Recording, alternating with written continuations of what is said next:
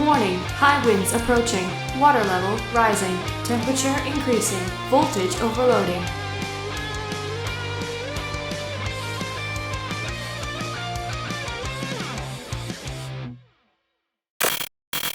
Warning, this video is intended for adult collectors. It contains plastic collectibles, questionable opinions, and the #1 enemy of translucent plastic. It's too late. Random review is about to begin. Hello everyone, welcome back to the TJOmega channel, and it is another day of our look at Combiner War Devastator, one piece at a time, and today we are taking a look at the literal butt of the team, Long Haul. Now, this one's going to be weird for a lot of people because a lot of people draw the most ire out of this entire set from this toy, and I'm sorry, I'm here to be an apologist for it. I am here to back this dump truck up. So we're going to take a look at it in detail because, well, that's kind of the whole point of this week. And it starts with the fact that, oh, look at all the stuff he is loaded with. Look at all of that. So, you know how the new Studio Series 1 is designed to have all of the Combiner stuff just kind of like bunched up in a trailer that he's hauling? That's kind of his lot in life when it comes to just his role in Devastator. Same thing happened in the Combiner Wars where he is the figure designed to hold all of the accessory parts that Devastator is going to need. So he does come up looking very dumpy. That said, it is cool that, you know, they took that figure that makes the most sense for hauling all those extra parts and actually came up with a way for everything to store in there, which is kind of cool.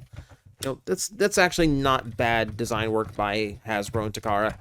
So we'll take the centerpiece out first. Here comes one section of the main gun. Take out the other section like so. Take up one of the big missile launchers that'll become the forearm. There's the others. And here's the wings that we previously saw on Scrapper. There we go. Now we can take a good look at that dump truck. Don't you just love to see it? It's a big one. Like, it's a huge earth mover.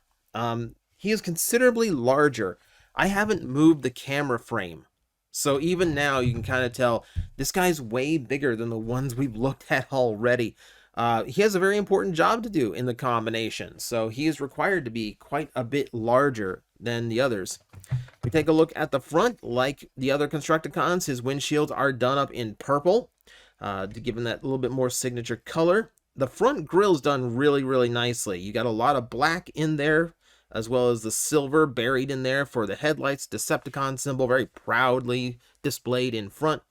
Along the side, you're going to get into some very obvious visible robot mode stuff. You know, purple for the forearms, the silver thighs are poking through.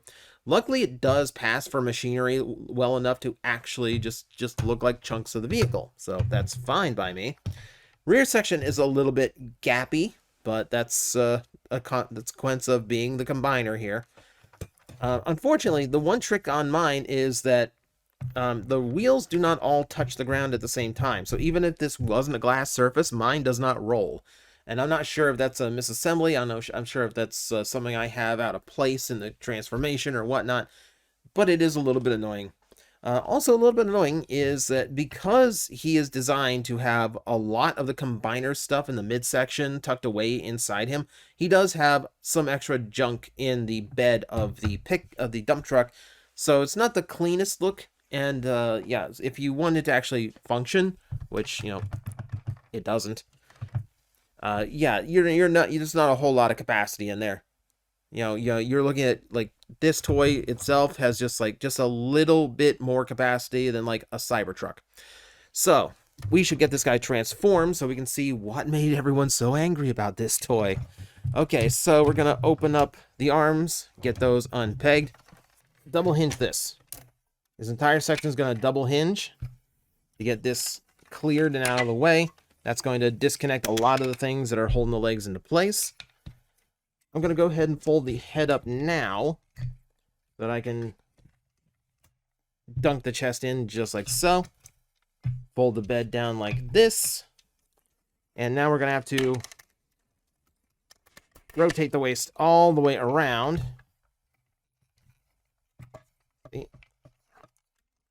want to see if I can get the arms in a nicer arrangement. There we go.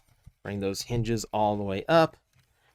And that's going to be long haul in the robot mode. Not a difficult transformation, but a difficult one to frame. Remember how I said I hadn't changed the frame? Gotta change the frame now.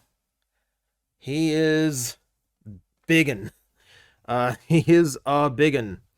Okay, so yeah, this guy is kind of a monster.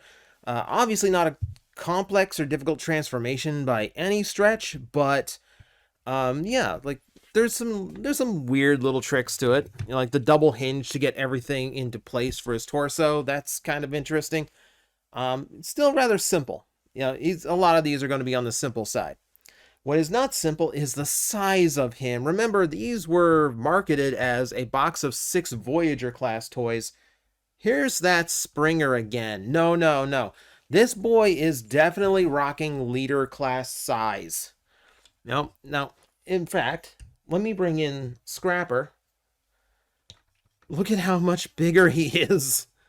It is ridiculous. But he has an important piece. He has an important place in the combination. He is the pelvis. He is the waist and the thighs. He has to be big and chunky because he's got a lot to carry and a lot of articulation to handle. Speaking of, let's go ahead and show that off. So the head does rotate, so you got that going for you. Shoulders are very weird. So they are hinged and swiveled, but because of these parts in the way, they get obstructed pretty easily. You can unpeg them and get a little bit more range, so there's that. The elbows are where people all draw the ire for this toy. Yes, they are curved at an odd angle, and they only go outward and inward like this as part of the transformation. That is not the best look. And yeah, that does come across very, very poorly. You do have waist rotation. Since he is Devastator's waist, he's the only one that has it in the team. Really loud ratchets for the thighs because they have to be Devastators. And there's a soft ratchet in the knee for the same reason. You also get the ankle tilt as well. So he's a pretty posable boy. Let's not take that away from him. Like, he's big, but he's mobile. I will give him all the credit in the world for that. Now, this is not even taking a look at features of the figure itself. You know, like, obviously we are dealing with a lot more silver. He's got some red painted into his midsection to break everything up, which looks good. The bright silver head painted all the way around with the big red visor. Really do like the overall look of the toy. And here's the weird thing, and here's where I defend this. I don't mind him being chunky. I don't mind him being sumo wrestler proportions. Mostly because when you're dealing with characters who are mostly the same aesthetically, I feel like switching up body types is a really good way of just delivering a little bit more variety to a team. And the dump truck absolutely should be the biggest and the beefiest in the entire team.